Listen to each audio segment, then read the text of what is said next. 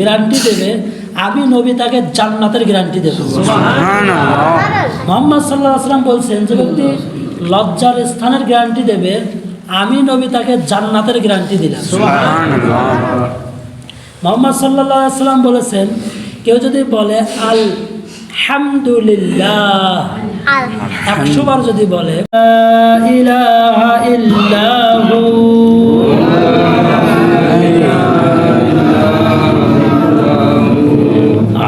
আলিমুল গায়বি wash শাহাদাতি হুয়ার রাহমানুর রাহিম,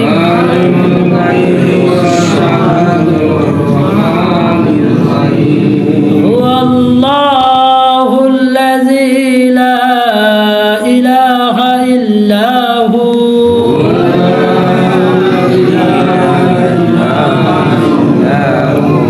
আল মালিকুল কুদ্দুসুস সালামুল মুমিনুল মুহাইমিনুল আজিজুল জব্বারুল মুতাকাব্বির, আল মালিকুল কুদ্দুসুস সালামুল মুমিনুল মুহাইমিনুল আজিজুল জব্বারুল মুতাকাব্বির, সুবহানাল্লাহি আম্মা ইউশরিকুন, সুবহানাল্লাহি আম্মা ইউশরিকুন, ওয়াল্লাহুল খালিকুল বারিউল মুসাউবিরু লাহুল আসমাউল হুসনা,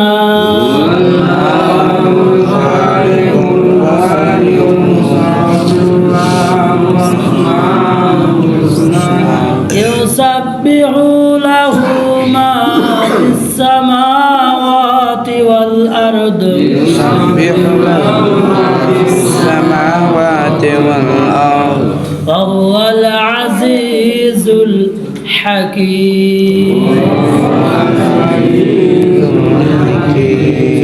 সাদাকাল্লাহুল আযীম। আল্লাহ সুবহানাহু ওয়া তাআলা আমাদেরকে মাগরিবের 3 রাকাত ফরজ নামাজ জামাতের সাথে আদায় করার তৌফিক দান করেছেন। এই জন্য দিল থেকে শুকরিয়া আদায় করে জোরে বলে আলহামদুলিল্লাহ। তো আগে আগে আসে ভাই, হাদিসে আছে 3 জায়গায় ফাঁকা রাখা যায় না। একটা হলো নামাজের মাঝখানে ফাঁকা রাখা যায় না। 2 নাম্বার, দিনের কোনো কথা শুনতে গেলে মাঝখানে কোনো ফাঁকা রাখা যায় না। 3 নাম্বার, স্বামী স্ত্রী ঘুমাতে গেলে 2 জনের মাঝখানে কোনো ফাঁকা রাখা যায় না।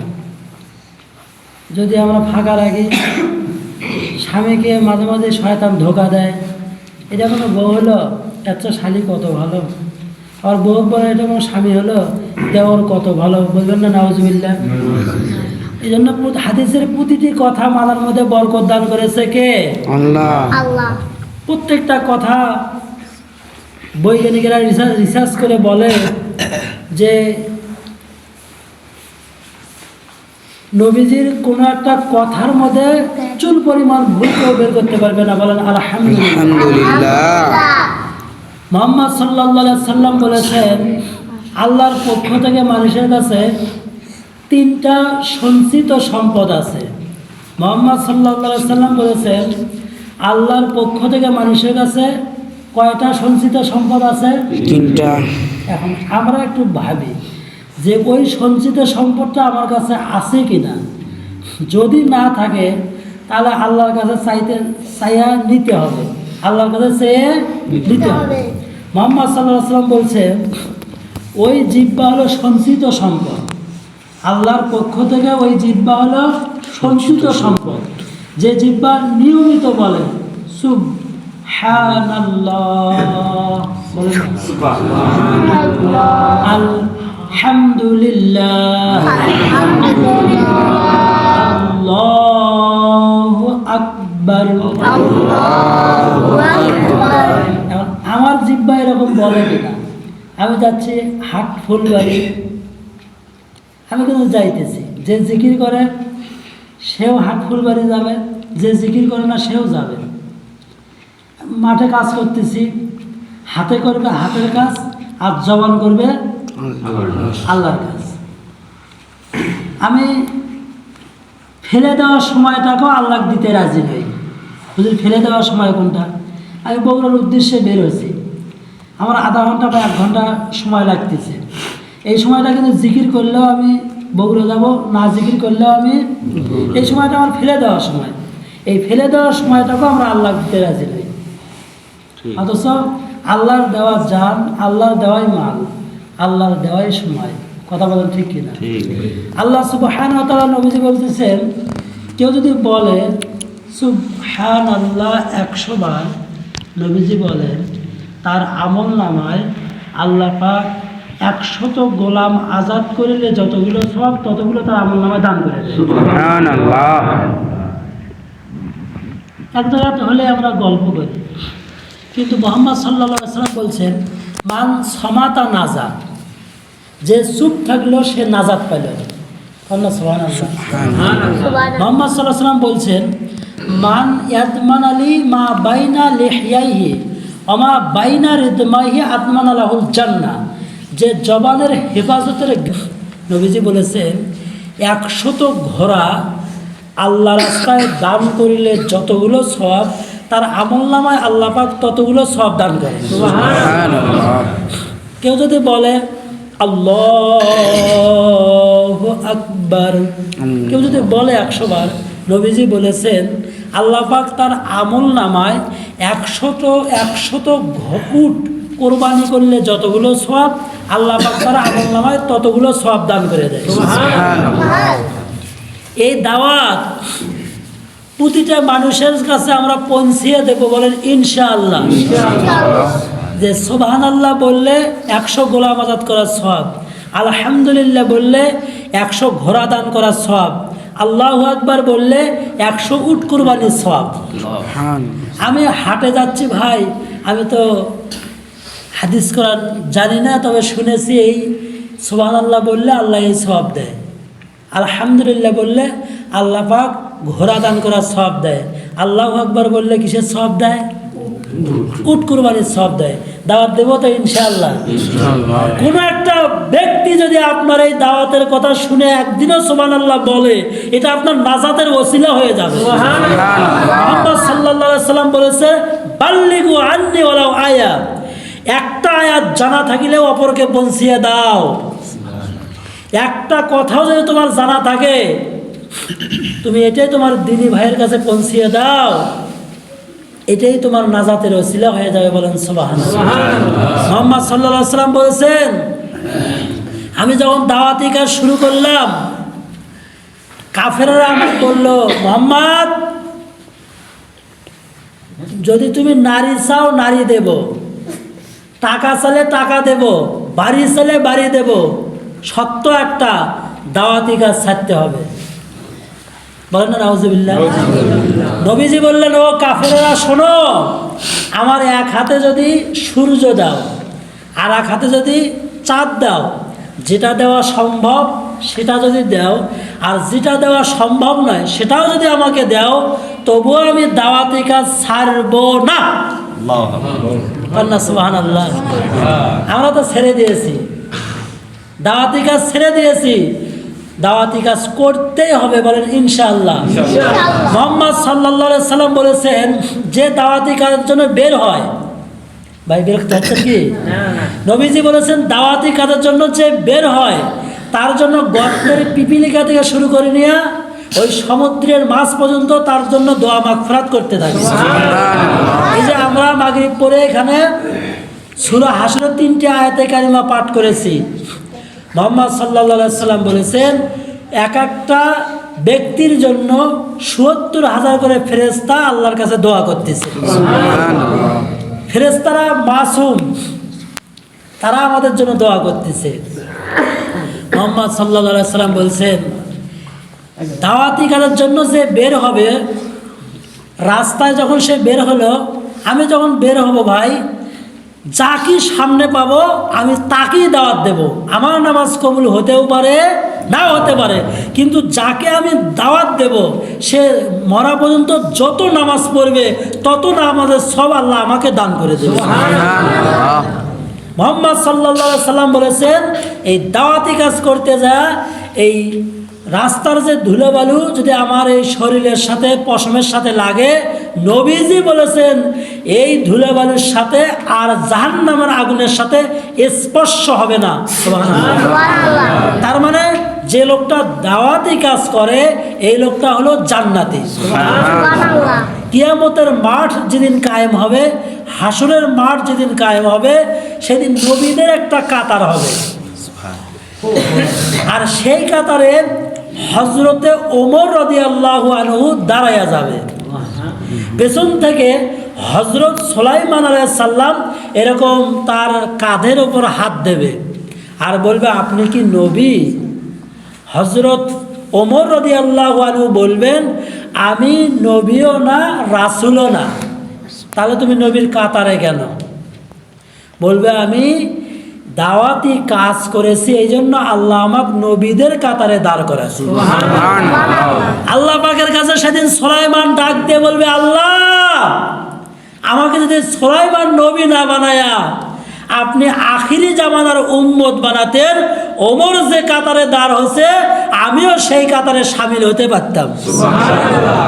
আল্লাহ পাক ডাক দিয়ে বলবে, ঠিক আছে সুলাইমান, আমার ওমর সামনে সামনে যারা থাকে তারা হলো মামুর, আর তারই সামনে যে থাকে সে হলো মোতাকাল্লিম, আর পেছনে যে থাকে সে হলো জিম্মাদার। যাও ওমর সামনে, তোমাকে আমি জিম্মাদার বানিয়ে দিলাম। কন্যা সুবহানাল্লাহ। তুমি মামুরদেরকে নিয়ে আমার জান্নাতে চলে যাও। সুবহানাল্লাহ। যেদিন দাউদ আলাইহিস সালাম মারা যাবে সেই দিনও তার কলিজার টুকরা সন্তানদেরকে ডাক দিয়ে বলতেছে, বাবা তার সন্তান ছিল 19 জন। কয়জন? 19 জন সন্তানই ওই দাউদ আলাইহিস সালামের রাজ্যত্ব চায়, শুধু একজন সন্তান চায় না, সেটা হলো সুলাইমান। কন্যা সুবহানাল্লাহ। আল্লাহ পাক বললেন, দাউদ 19 জনের মধ্যে তুমি 3টা প্রশ্ন করো, এই 3টা প্রশ্নের উত্তর দিতে পারে তাহলে তুমি তাকে রাজ্যত্ব দিয়ে দিবা। 1 নম্বর প্রশ্ন হচ্ছে, আমাদের কাছ থেকে দূরে কি আছে আর কাছে কি আছে আর অবহেলার জিনিস কি আছে। এক সন্তান এসে বলতেছে, বাবা তুমি বোঝো না আসমানি দূরে আছে। আর এক সন্তান এসে বলতেছে, বাবা বোঝো না এই যে কান নখ নাক মুখ চোখ এলে কাছে আছে। একজন সন্তান সেটা হলো সুলাইমান আলাইহিস সালাম বলছে, বাবা আমি কি উত্তর দেব? বলছে, বাবা এতক্ষণ যতগুলো উত্তর দিছে একটাও ঠিক হয় নাই। আমি যে জিন্দেগি শুরু করে দিয়েছি এই জিন্দেগি আমার ঠিক হচ্ছে না। আমার আল্লাহর হুকুম আর নবীর তরিকা অনুযায়ী আমাকে চলতে হবে ইনশাআল্লাহ। সুলাইমান আলাইহিস সালাম বলতেছে, বাবা আমি তো দেখতেছি সবচাইতে দূরে হলো ওই কবর, আসমানটাও দেখা যায়, বাড়ির পাশে কবর, তার কোনো খবর আমার কাছে নাই। আছে এটাই তো দূরে। নবীজি বলেছেন, আউয়ালা মানজিলা মিন মানাজিলিল আখিরা, কবর হবে আখিরাতের প্রথম মঞ্জিল। এই কবরে যদি কেউ আটকে যায় সমস্ত ঘাটিগুলোতে সে আটকে যাবে। বলেন নাউজুবিল্লাহ। এই জন্য হযরত ওসমান কবর দেখলে হাউমাউ করে কেঁদে উঠতেন। সাহাবায়ে কেরাম বলতেন, হুজুর জান্নাতের কথাও শোনেন, জাহান্নামের কথাও শোনেন, এত কাঁদেন না, কবর দেখলে কেন কাঁদেন? উনি বলছে, নবীজি বলেছেন এই কবর কারোর জন্য জান্নাতের বাগান আর কারোর জন্য জাহান্নামের গর্ত। মুহাম্মদ সাল্লাল্লাহু আলাইহি ওয়াসাল্লাম বলেছেন, বুঝে আসুক আর না আসুক, বলছে সাগরের ডুবান্ত ব্যক্তি যত অসহায়, আপনার আমার যে বাবা কবরে আছে, মা কবরে আছে, সে হলো তার চাইতে বেশি অসহায়। মুহাম্মদ সাল্লাল্লাহু আলাইহি ওয়াসাল্লাম বলছেন, পৃথিবীর এক প্রান্ত থেকে আরেক প্রান্তে যত দূর মনে হয়, একটা লোক মরার পরে কবরে যখন রাখবে এত জোরে চিৎকার দেবে, পৃথিবীর এক প্রান্ত থেকে আরেক প্রান্তে শুনতে পাবে। চিৎকার তারা আসতে দেবে না জোরে দেবে? মুহাম্মদ সাল্লাল্লাহু আলাইহি ওয়াসাল্লাম বলছেন, এমন ফেরেশতা আসবে চোখেও দেখবে না, কানেও শুনবে না, এমন হাতুড়ি দিয়ে পিটাইবে সারা দুনিয়ার মানুষ এক জায়গা হয়ে ওই হাতুড়ি নড়াতেই পারবে না। আমাদের কি ওই কবরের আযাব থেকে আল্লাহর কাছে মাফ চাইতে হবে, বলতে হবে আল্লাহুম্মা ইন্নী আউযু বিকা মিন আযাবিল মাউত ওয়া ফিতনাতিল মাউত মিন আযাবিল কবর মিন আযাবিল কবর ওয়া ফিতনাতিল কবর মিন আযাবি নারি জাহান্নামা ওয়া মিন ফিতনাতি মাসিহিদ দাজ্জাল। আল্লাহ আমাদের সবাইকে ওই কবরের আযাব থেকে মাফ করুক, বলি আল্লাহুম্মা আমিন। মুহাম্মদ সাল্লাল্লাহু আলাইহি সাল্লাম বলেছেন, ডান পাশ থেকে মাটি চাপ দেবে, বাম পাশ থেকে চাপ দেবে, এই পাশের হাড় ভেঙে ওই পাশে চলে যাবে। একজন মুহাম্মদ সাল্লাল্লাহু আলাইহি সাল্লাম বলছে, সাগরে যে পানি আছে ওখানে যদি আমি আঙ্গুল দিয়ে তুলি, পানি যেটা উঠলো এটা হচ্ছে দুনিয়া, আর যেটা সাগরে পানি থাকলো এটা হলো পরকাল।